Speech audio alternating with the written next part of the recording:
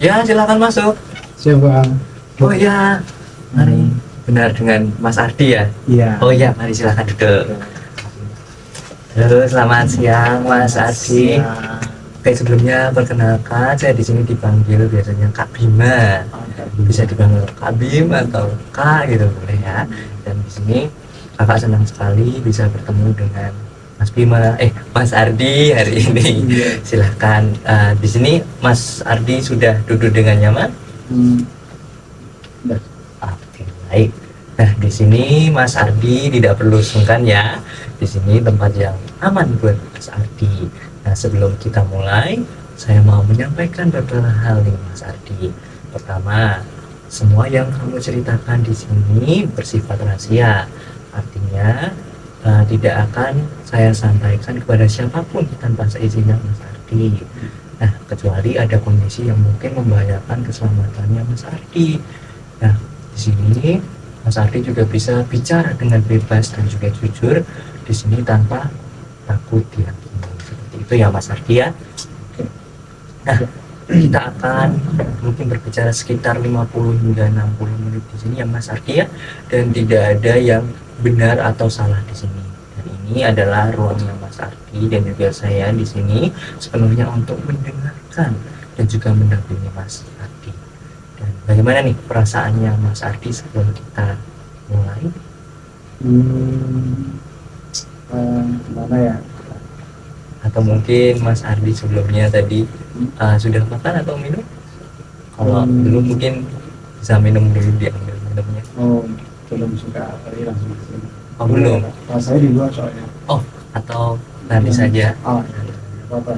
Atau terlalu haus banget atau enggak nih Mas Ardi? Masih bisa kita. Oke, berarti aman ya? Aman. Oke, baik. Nggak apa-apa. Oke, baik. Dan di sini banyak orang yang merasakan itu ya saat pertama kali, mungkin cemas ya Mas Ardi ini ya, dan masa deg-degan juga ya. Iya, itu agak deg-degan. Ya, sama seperti yang Kak Bima bilang tadi ya, ini pertama kali. Oke, baik Mas Ardi. Dan ya memang banyak orang merasakan seperti itu ya Mas Ardi ya, dan kenyataannya bahwa Mas Ardi di sini tetap datang ke sini dengan hari ini menunjukkan keberanian yang sangat luar biasa, dan saya sangat menghargai itu semua ya. Nah, oke, baik Mas Ardi, mungkin kita langsung mulai saja ya Mas Ardi ya. Saya ingin Mas Ardi tahu bahwa tidak ada yang perlu Mas Ardi sembunyikan di sini.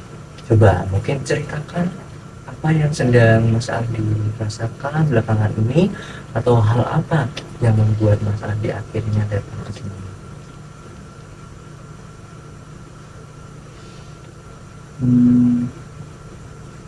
Jujur Kak, belakangan ini saya itu kepikiran sama banyak hal gitu. Jadi kayak semester ini saya kan mendaftar jadi staf perpustakaan di kampus kan, saya kuliah. Tapi pengumumannya itu baru keluar semester depan. Saya nggak tahu diterima atau enggak, dan itu bikin saya cemas Kak. Ditambah lagi semester depan saya itu udah dicapalkan juga jadi asisten dosen. Saya takut saya tidak bisa menjalani kerjanya dengan baik. Wah, hebat sekali ya Ardi ya. Dan pasti hari ini sedang menunggu kepastian yang belum datang gitu ya, dan sekaligus sudah dihadapkan pada tanggung jawab baru yang terasa berat seperti itu ya. Ya, memang itu memang bisa sangat melelahkan ya, memang membawa semua itu sendirian seperti itu ya Mas Ardi ya. Iya Kak, dan yang bikin saya makin cemas itu saya sering kepikiran bagaimana kalau misalnya itu nggak diterima jadi staf di perpus, atau bagaimana kalau saya itu gagal jadi asisten dosen. Padahal jadi ketika kamu bilang kepikiran terus, nah itu mungkin bisa diceritakan lebih lanjut, mungkin pikiran seperti apa yang bisa muncul dan juga seberapa sering itu terjadi.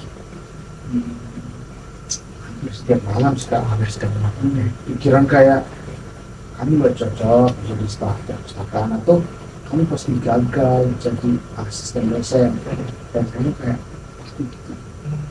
mahasiswa ini nggak respect gitu sama saya nantinya. Bahkan kadang saya mulai mempertanyakan itu apa sebenarnya ini, apa apa sebenarnya tujuan saya. Saya mengerti ya Ardi ya, dan pikiran-pikiran itu pastinya sangat menguras tenaga. Dan selain pikiran itu, mungkin bagaimana sih dengan perasaannya Mas Ardi ini? Kira-kira apa yang paling sering Mas Ardi rasakan ketika pikiran-pikiran itu datang? Takut sih kan, takut gagal, terus takut tidak berguna. Kadang saya juga bertanya-tanya, apakah saya itu cukup baik untuk semuanya? Seperti ada suara dalam kepala saya yang terus bilang, saya itu tidak mampu. Mas Ardi tadi bilang takut dan tidak berguna begitu ya. Wah, terima kasih sudah mau berbagi nih ya Mas Ardi ya. Itu butuh keberanian. Dan nah, coba sekarang kira-kira apa yang membuat Mas Ardi inginkan sebenarnya dari kondisi ini? Kalau mungkin Mas Ardi bisa bayangkan nih, seperti apa sih keadaan yang Mas Ardi harapkan? Kalau membayangkan sih saya ingin bisa menjalani semua ini tanpa takut terus menerus. Saya ingin merasa bahwa apa yang saya lakukan itu bermakna dan ada artinya untuk saya. Terus sebenarnya capek sih membayangkan ketakutan tentang saya. Oke, baik. Dan saya sangat mendengar itu ya Mas Ardi ya. Dan itu adalah keinginan yang sangat valid, ingin merasa bahwa hidupnya bermakna dan juga tidak dikendalikan oleh rasa takut. Dan mungkin kita akan menjelajah ini bersama-sama Mas Ardi. Tadi Mas Ardi kamu bilang bahwa kamu menghindari mempersiapkan diri untuk kedua peran itu karena takut gagal gitu kan. Kalau saya boleh tanya nih Mas Ardi, selain menghindari persiapan itu tadi, nah ada nggak sih hal-hal lain yang mungkin mulai Mas Ardi hindari atau mungkin Mas Ardi tunda belakangan ini? Misalnya dalam keseharian atau dalam hubungan dengan orang-orang di sekitarnya Mas Ardi gitu. Oh ya, mungkin satu hal lagi juga yang ingin saya pahami lebih dalam. Tadi Mas Ardi kan menyebutkan ingin jadi staf perpustakaan dan juga asisten dosen ya. Nah, mungkin bisa ceritakan apa yang paling bisa mendorong Mas Ardi untuk menginginkan kedua peran itu. Nah, apakah ada pengalaman tertentu di masa lalu, mungkin momen ketika Mas Ardi merasa diremehkan atau tidak percaya orang lain yang membuat peran-peran itu terasa sangat penting dan juga berarti bagi Mas Ardi? Sebenarnya saya ingat benar ya, dulu waktu saya SMA saya tuh sering dianggap remeh sama teman-teman. Dia bilang kayak satu nggak jadi apa-apa gitu. Jadi sekarang kalau saya bisa jadi staf perpustakaan atau bahkan nanti staf dosen, asisten dosen, itu seperti ya membuktikan ke diri saya sendiri dan ke orang lain bahwa mereka itu sekarang. Mas Ardi, tadi Mas Ardi cerita soal kecemasan menunggu pengumuman staf perpustakaan ya, dan rasa takut menjadi asisten dosen. Nah, saya ingin menggali lebih dalam lagi. Kira-kira sejak kapan Mas Ardi ini merasakan kecemasan seperti itu? Sepertinya nih udah beberapa bulan ini, tapi makin intens sejak saya tuh resmi mendaftar sebagai staf perpustakaan dan tahu bahwa semester depan itu saya jadi asisten dosen. Maksudnya kayak udah pasti nih kayak gitu. Oh, jadi ini ya ada kayak penumpukan ketidakpastian yang datang secara bersamaan seperti itu ya. Nah, ketika Mas Ardi ini kayak memikirkan kemungkinan tidak diterima jadi staf di perpustakaan, nah apa sih yang paling menakutkan bagi Mas Ardi dari skenario itu? Saya lebih ke ini, takut merasa tidak berguna.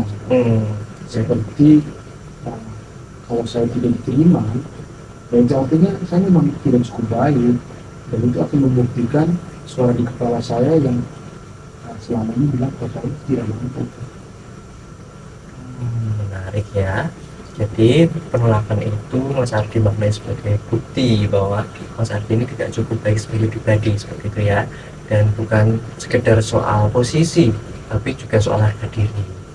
Nah, kalau boleh saya tanya, menurut Mas Ardi nih, apa yang membuat seseorang itu bisa disebut berguna atau mungkin bernilai? Hmm, orang yang mungkin berhasil eh, melakukan apa yang mereka buat gitu, yang tidak gagal, yang diterima orang lain dan punya peran penting ya menurut saya. Kalau saya gagal ya kan pasti ada artinya. Ya, saya mendengar itu ya Mas Ardi ya. Jadi standar itu terasa sangat berat ya. Jadi gak seolah-olah nilai dalam dirinya Mas Ardi ini bergantung penuh pada keberhasilan di luar dirinya Mas Ardi. Nah, mungkin saya ingin berbagi sesuatu juga. Saya juga sebenarnya pernah merasakan ketakutan sama seperti Mas Ardi. Nah, berdiri di depan pilihan yang hasilnya tuh mungkin belum pasti dan juga khawatir kalau gagal artinya saya tidak berarti gitu. Nah, tapi yang saya temukan justru malah sebaliknya nih Mas Ardi, bahwa makna dari sebuah peran itu bukan ditentukan oleh hasilnya saja Mas, tapi oleh apa yang kita bawa ke dalamnya. Itu Berarti emang pernah juga ya bahasa itu. iya benar Mas Ardi, dan itu justru yang membuat saya itu kayak ingin bertanya lebih jauh gitu Mas Ardi. Kayak, kamu bilang kamu sering overthinking tentang tujuan hidup. Nah, seperti apa wujud overthinking itu sih? Mungkin bisa diceritakan sama Mas Ardi contohnya. Contoh ya. Nah, misalnya saya tiba-tiba berpikir setelah semuanya ini apa yang benar-benar ingin tercapai, atau apakah jadi asisten dosen itu memang sesuai dengan jalan hidup saya, atau saya hanya ikut-ikutan. Nah, pertanyaan-pertanyaan itu kayak berputar-putar dan nggak ada jawabannya. Jadi Mas Ardi ini tidak hanya cemas soal hasil ya, tapi juga mempertanyakan arah hidupnya Mas Ardi secara lebih dalam gitu ya. Dan mungkin bagaimana sih rasanya ketika pertanyaan itu tidak kunjung terjawab?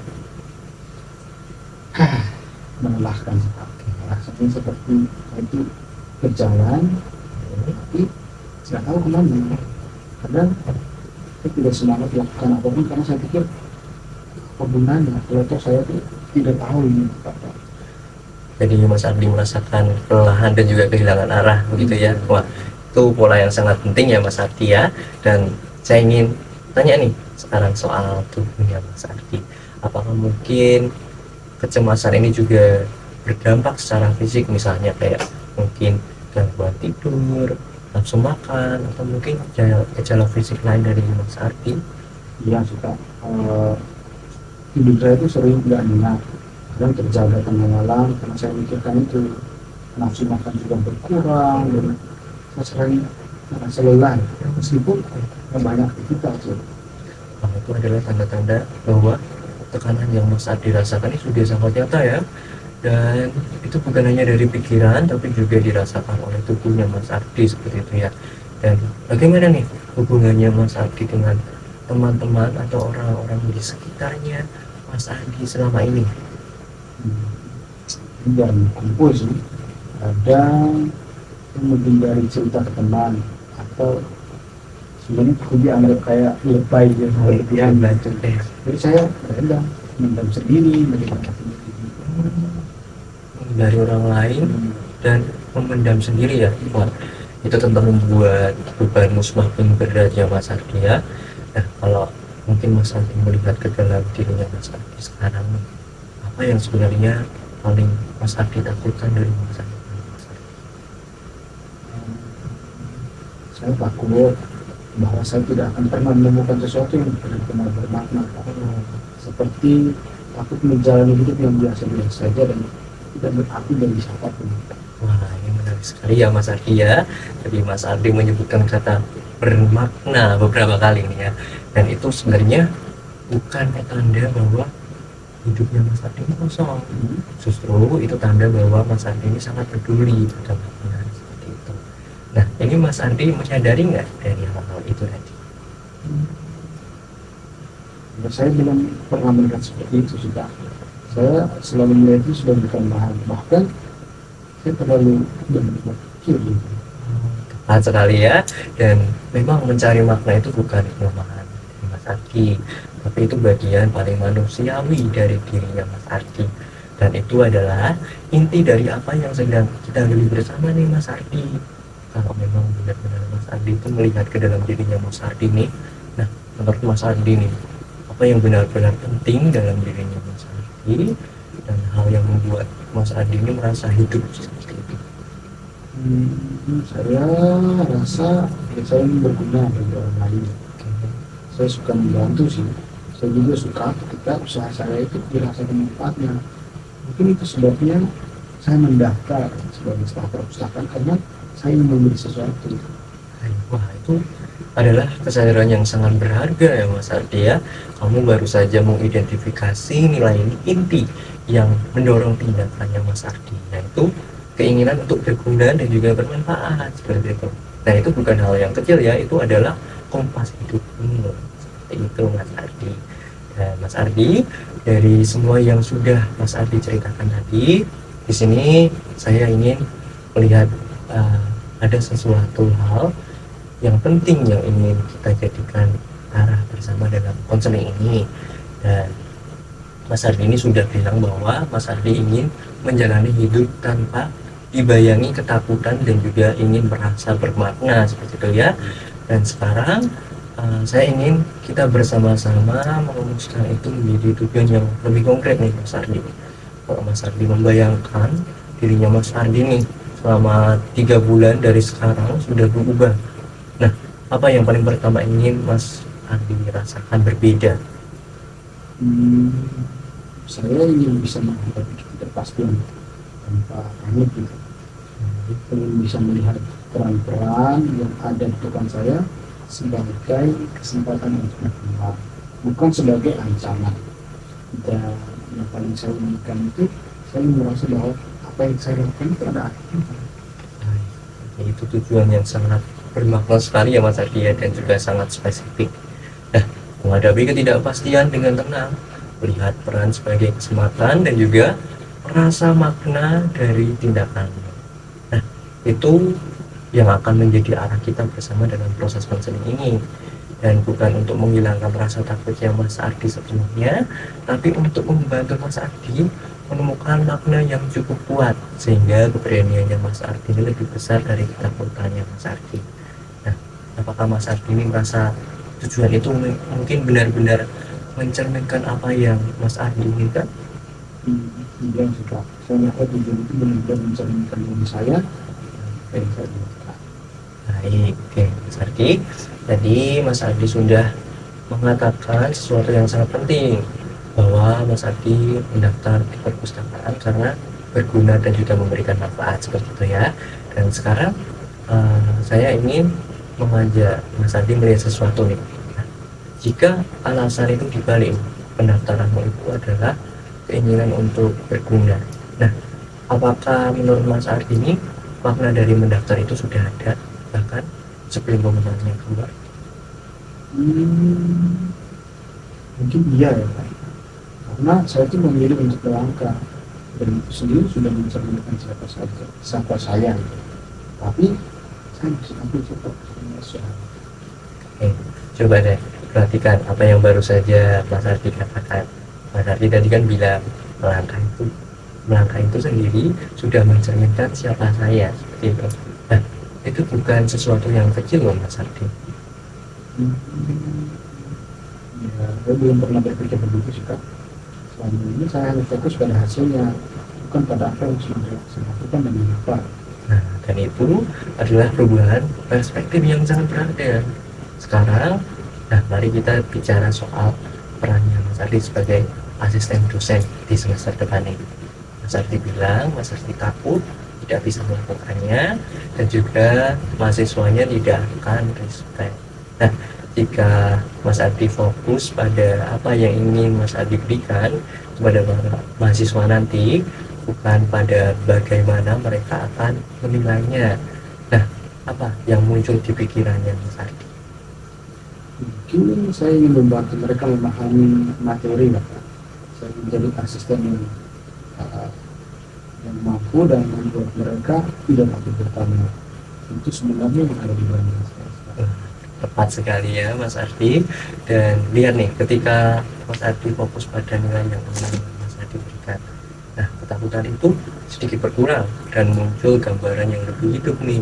Nah itulah yang disebut dengan menemukan makna dalam sebuah peran Mas Ardi. Bukan soal sempurna, tapi soal yang ingin Mas Ardi sumbangkan. Nah menurut Mas Ardi sendiri nih, apakah gambaran itu cukup untuk membuat Mas Ardi melangkah meski hasilnya mungkin belum pasti? Sepertinya iya Pak. Dan kalau saya ingat alasan itu, rasanya lebih ringan. Saya tidak seharusnya sempurna, saya cukup hadir dan berhubungan. Wah, luar biasa ya Mas Ardi ya. Dan Mas Ardi sudah merumuskannya itu sendiri. Nah, sekarang bagaimana nih dengan pertanyaan besar itu soal tujuan hidup yang sering membuat Mas Ardi mungkin overthinking nih setelah semua yang kita bicarakan, dan apakah Mas Ardi ini mulai melihat kayak sesuatu yang berbeda? Saya rasa tujuan hidup saya itu tidak harus saya temukan sekaligus. Mungkin itu dibentuk dari pilihan-pilihan kecil yang saya buat setiap hari, seperti untuk menata, untuk hadir, dan mengerti. Oke, baik. Jadi kekhawatiran itu sangat manusiawi ya Mas Ardi ya. Perubahan tidak terjadi dalam semalam. Tapi sekarang Mas Ardi sudah punya kompasnya ya istilahnya. Keinginan untuk berguna dan juga memberikan manfaat. Nah, dan itu yang akan membimbing Mas Ardi. Nah, bagaimana nih sekarang kalau menurutnya Mas Ardi, apakah langkah konkret yang ingin Mas Ardi ambil untuk ke depannya seperti apa? Konflik mungkin saya ingin mulai dengan menulis hal-hal yang bermakna bagi saya setiap hari ya, seperti jurnal kecil. Jadi kalau pikiran saya, dan kalau pikiran saya masih datang, saya mencoba menanyakan apa yang bisa saya berikan dari situasi ini, bukan malah apa yang bisa salah. Nah, itu langkah yang sangat bijak dan juga konkret ya Mas Ardi ya, mengalihkan pertanyaan dari ketakutan ke kontribusi. Nah, itu adalah inti dari apa yang kita pelajari hari ini Mas Ardi. Dan bagaimana nih dengan ketika pengumuman staf di perpustakaan itu, baik diterima maupun tidak, ada nggak komitmen yang ingin Mas Ardi? Ya, mungkin saya mencoba menerima hasilnya dengan lapang Pak. Kalau diterima, saya harus dulu. Kalau tidak, ya saya melihatnya sebagai bagian dari perjalanan saya, bukan sebagai bukti bahwa saya tidak suka. Wah, ini sempurna ya Mas Ardi ya. Itulah yang disebut kebebasan manusia yang sesungguhnya, kemampuan untuk memiliki sikap yang terhadap apa yang terjadi Mas Ardi. Dan Mas Ardi tidak bisa mengontrol hasilnya, tapi Mas Ardi bisa memilih bagaimana Mas Ardi meresponnya. Dan hari ini Mas Ardi sudah membuktikan bahwa Mas Ardi itu mampu melakukan itu ya. Dan di sini saya sangat bangga sekali dengan proses yang Mas Ardi jalani hari ini. Seperti itu. Dan tak terasa juga kita hampir di penghujung sesi kita hari ini nih Mas Ardi ya. Dan saya mungkin ingin mengajak Mas Ardi untuk membuat rangkuman apa yang sudah Mas Ardi pelajari dan juga rasakan dari percakapan kita hari ini. Nah, mungkin bisa diceritakan dengan kata-katanya Mas Ardi sendiri, silahkan.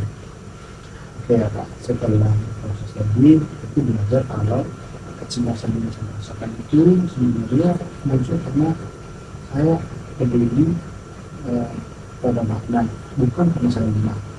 Saya juga sadar bahwa saya tidak perlu mengingat hasil untuk merasa bermakna, karena pilihan selangkah itu sudah ada maknanya, ada nilainya.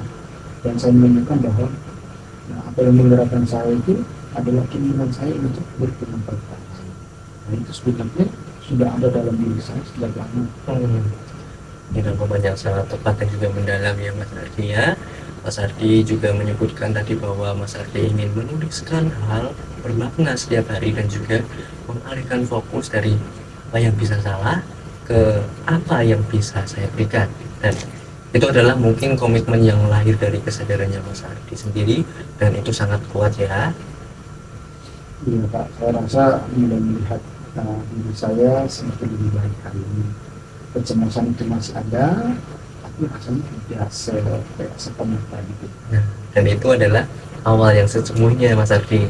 Makna tidak menghilangkan ketakutan, nah, tapi membuat Mas Ardi ini cukup berani untuk tetap melangkah meskipun takut. Nah, dan di sini saya juga ingin Mas Ardi tahu dan juga ingat bahwa Mas Ardi ini layak ada di jalur itu yang Mas Ardi pilih ini. Dan dunia itu membutuhkan seseorang seperti Mas Ardi yang benar-benar ingin memberikan manfaat seperti itu. Oke, terima kasih ya Kak Bima.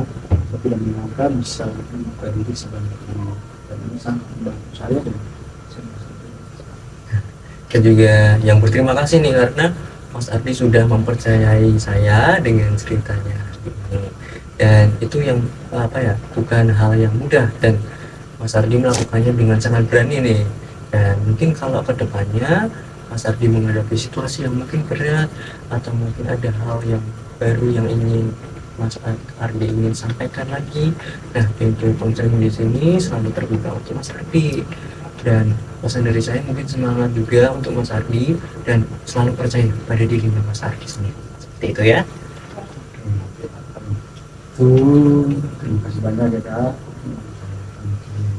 Baik. Mari Mas Ardi ya, mari.